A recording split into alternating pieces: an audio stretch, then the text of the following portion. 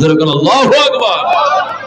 قال رسول الله صلى الله عليه وسلم ওই দিন নবী বলছিলেন, ও সাহাবায়ে কেরাম শোনো, ইন্নাল্লাহ লা ইয়ানজুরু ইলা সুওয়ারিকুম ওয়া আমওয়ালিকুম, আমার আল্লাহ তোমাদের চেহারার দিকে তাকায় না, সম্পদের দিকে তাকায় না, বংশের দিকে তাকায় না, ওয়ালাকি ইয়ানজুরু ইলা কুলুবিকুম ওয়া আমালিকুম, আমার আল্লাহ তাকায় তোমাদের অন্তরের দিকে, তোমাদের আমলের দিকে, চেহারার দিকে তাকায় না।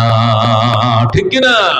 মুসলিম শরীফের হাদিস, ক্বালা রাসূলুল্লাহ সাল্লাল্লাহু আলাইহি ওয়াসাল্লাম, মান বাত্তা বিহি আমালুহু লাম ইউসরি বিহি নাসাবুহু, নবী বলেন যে ব্যক্তিকে আমলে পিছায়া দিছে বংশ তারে কোনোদিন আগায়া দিবে না।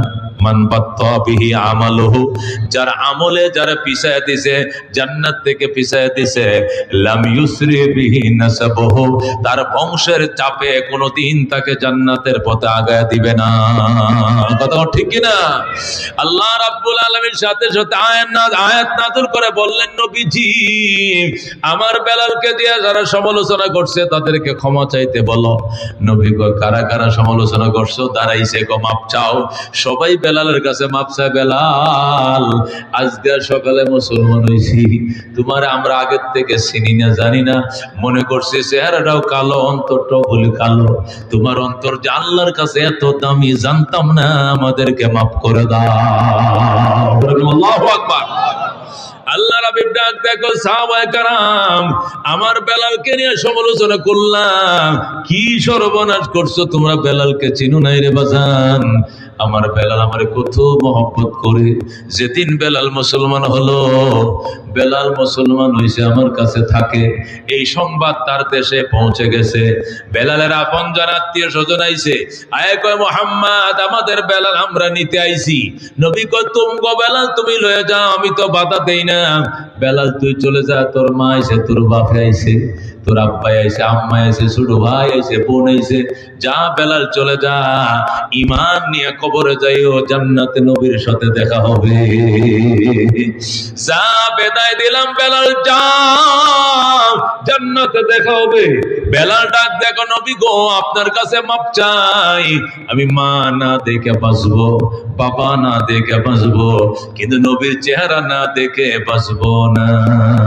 আল্লাহু আকবার। ওগো রাহমাতুল লিল আলামিন, আমার যাইতে কইেন না। ও মা তুমি চলে যাও, আমি যাবো না। বাবা তুমি চলে যাও, আমি যাবো না। আমি আমার বাকি জীবন নবীজির কদমের উপরে পড়ে থাকবো। মনে বড় আশা ছিল যাব মদিনায়, কাফেলাতে কে যাও তুমি, কে যাও পেয়ে তোরি ও ভাই, সঙ্গে নিয়ে যাইও মোরে খানি কৃপা করে, সঙ্গে যদি না লাও মোরে গিয়ে মদিনায়, এই গরিবের সালাম দিও মদিনার বাদশাহ। আল্লাহু আকবার। রাহমাতুল লিল আলামিন ডাক দেখো, সাহাবায়ে কেরাম আমার বেলাল আমার কত মহব্বত করতো, আল্লাহকে কত ভালোবাসতো। আমি যখন মেরাজে গেলাম, মেরাজে যাওয়ার পর ফেরেশতারা আমার জান্নাত ঘুরে ঘুরে দেখায়।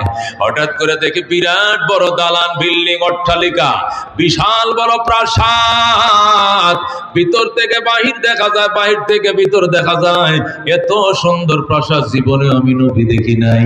আমি মনে মনে ভাবতেছিলাম, হায় এই প্রাসাদটা বুঝি আমার কোন উম্মতের জন্য আল্লাহ বানাইছে। আমি মনে মনে কল্পনা করছিলাম, এই সুন্দর প্রাসাদ বুঝি কার জন্য বানাইছে। কল্পনা করতে দেরি হযরতে বেলাল ওই প্রাসাদ থেকে বের হতে দেরি হয় নাই। হঠাৎ করে দিকে হযরতে বেলাল এখান থেকে বের হয়ে যায়, আমারে সালাম জানায়, সালাতু ওয়াসসালামু আলাইকা ইয়া রাসূলুল্লাহ, ইয়া হাবিবাল্লাহ। আমি প্রথম উনাকে চিনতে পারি না, কে আমারে সালাম দিল। এই জান্নাত থেকে, প্রাসাদ থেকে বের হয়ে যায়, উনি যেন কোথায় যায়। ফেরেশতারা ডাক দেয়, নবী গো আপনাকে উনাকে চিনেন না, উনি আপনার মুয়াজ্জিন, কলিজার টুকরা হযরতে বেলাল। এই ভবনটা আল্লাহ আপনার বেলালের জন্য বানাইছে, বলেন আল্লাহু আকবার। নবী ডাক দিয়া কয় এটারে আমার বেলালের জান্নাত কয় হয়। বেলাল মনে কষ্ট নিব নতুবা আমি বেলালের জান্নাতে ঢুকতাম। আল্লাহু আকবার। হযরতে বেলাল রাদিয়াল্লাহু তাআলা আনহু, আল্লাহু আকবার, আল্লাহর হাবিবের কলিজার টুকরা সাহাবী, উনি বলতেছেন আমি যদি বেলাল এখানে আত্মমর্যাদা বোধের ক্ষতি হবে না যদি মনে করতাম, বেলাল অভিমান করবে না মনে না করলে আমি ঢুকতাম। বলছি বেলাল তুমি অভিমান করবে এই জন্য ঢুকি নাই। রসুল বেলাল কৌজুর আপনার উপরেও কি আমি অভিমান করতাম, আমার জান্নাতের ভিতরে ঢুইকা কেন দেখলেন না? আল্লাহু আকবার। বেলাল কয় ইয়া রাসূলুল্লাহ আমি তো আসি দুনিয়াতে, আমার জান্নাতে দেখলেন কেমনে? বাজার ইসলামের জন্য কি পরিমাণ রিমান্ড সহ্য করছো তুমি, কি পরিমাণ টর্চার সহ্য করছো তুমি, এমন কোন রিমান্ড নাই যা বেলালকে দেওয়া হয় নাই। তবু গো তুমি আহাদ আহাদ আহাদ বলে কান্দা, এক আল্লাহ এক আল্লাহ, আল্লাহর সাথে কোনো শরীক নাই। আল্লাহ এই মর্যাদা তোমাকে দেখাইছে, অগ্রিম আমি নবীকে অ্যাডভান্স আল্লাহ দেখায় দিছে। সুবহানাল্লাহ। নবী ডাক দেখো সাহাবায়ে কেরাম, তোমরা আমার বেলালকে নিয়ে সমালোচনা করলাম, আমার বেলাল আল্লাহর কত মহব্বত করে কল্পনা করতে পারবা না। আমার বেলাল হাতে বাঁধছে, পায়ে বাঁধছে, পাই দিয়া মরুভূমির বালুর মধ্যে বেলালকে টানছে। আল্লাহু আকবার। হাতে হাতে পায়ে বেঁধে মরুভূমির গরম বালির মধ্যে টানছে আর বলছে বেলাল আহাদ বলা যাবে না। তখনও বেলাল বলছে আহাদ আহাদ আহাদ, আমার আল্লাহ এক, আমার আল্লাহ এক, আমার আল্লাহ এক। আল্লাহু আকবার। হযরত বেলাল রাদিয়াল্লাহু তাআলা আনহু তখন আহাদ বলে, এই জন্য তার মনিব উমাইয়া ইহুদির বাচ্চা ইহুদি বেলালকে মারার জন্য জল্লাদ ঠিক করছে। সারাদিন পর্যন্ত বেতনভুক্ত জল্লাদ, সারাদিন শুধু তার ফিডাবে, পিড়াইতে পিড়াইতে হাড্ডি গুড্ডি ভেঙে দিবে, গায়ের চামড়া চলছে যাবে, তবু যেন সে আহাদ বলতে না পারে। বেলালে সারাদিন মারেও, তারপরে বেলালকে আরো জোরে মার, মায়া লাগে। আল্লাহু আকবার। ও বন্ধু, দীর্ঘদিন পর্যন্ত এক গোলামে মারছে, এরপরে গোলাম সিলিন্ডার করছে, আমার দ্বারা সম্ভব নয়, আমি অসুস্থ হয়ে যাই, কিন্তু বেলাল বড় মজা পায়। এই জন্য জল্লাদ রাখছে দুইজন, একজন সকাল থেকে দুপুর পর্যন্ত ফিরাবে, আরেকজন দুপুর থেকে সন্ধ্যা পর্যন্ত। দুইজন জল্লাদ ক্লান্ত হয়ে যায়, তবু বেলাল ক্লান্ত হয় না। দুরাকার আল্লাহু আকবার। হযরতে বেলালকে সর্বশক্তি দিয়ে মারে, এরপরেও বেলাল আরো কান্দে, কে মধু খাওয়াইলি মুরে, কি আগুন জ্বলছে অন্তরে। আল্লাহু আকবার। আল্লাহর ডাক দেখো, আল্লাহ কি মায়ার কালিমা তুমি পড়াইলা, কি মধু খাওয়াইলা, কলিজা ছিঁড়ে যায়। দুরাকার আল্লাহু আকবার।